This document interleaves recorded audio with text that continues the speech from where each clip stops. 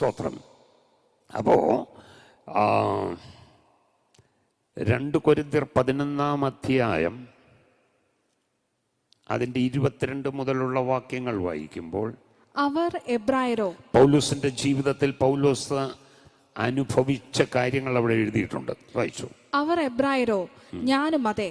അവർ ഇസ്രായേല്യരോ, ഞാനും അതെ. അവർ അബ്രഹാമിന്റെ സന്തതിയോ, ഞാനും അതെ. ക്രിസ്തുവിന്റെ ശുശ്രൂഷക്കാരോ, ഞാൻ ബുദ്ധിഭ്രമമായി സംസാരിക്കുന്നു. ഞാൻ ഏറ്റവും അധികം അധ്വാനിച്ചു, അധികം പ്രാവശ്യം തടവിലായി, അനവധി അടികൊണ്ടു, പലപ്പോഴും പ്രാണഭയത്തിലായി.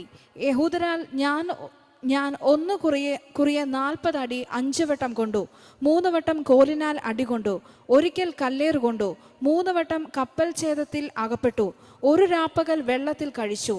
ഞാൻ പലപ്പോഴും യാത്ര ചെയ്തു.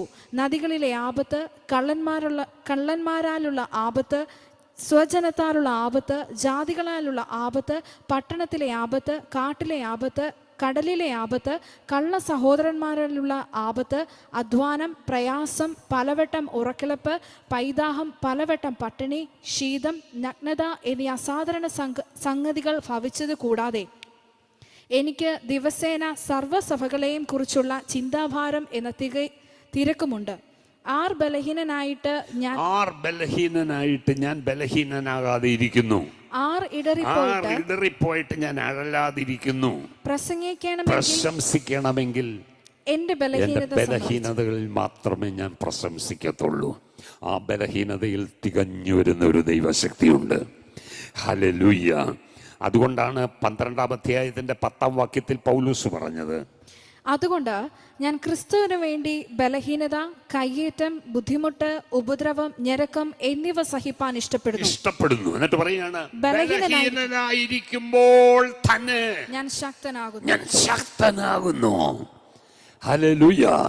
അപ്പോ ഇതെല്ലാം സഹിക്കാനുള്ള അതിൻ്റെ സഹിഷ്ണുത തൻ്റെ ജീവിതത്തിൽ, സ്തോത്രം, തൻ്റെ സ്വഭാവമായിട്ട് മാറിയപ്പോൾ, ഹല്ലേലൂയ, ആ ബലഹീനതയൊന്നും അവനെ ബലഹീനനാക്കിയില്ല. ഈ ബലഹീന വിഷയങ്ങളെല്ലാം അവനെ ശക്തനാക്കി മാറ്റി.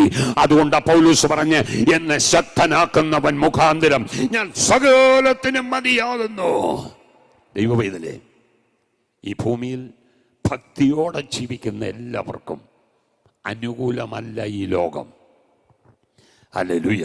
ഉപദ്രവമുണ്ടാകും, എന്നാൽ വിടുവിക്കുന്ന ഒരു ദൈവമുണ്ട്. സ്തോത്രം.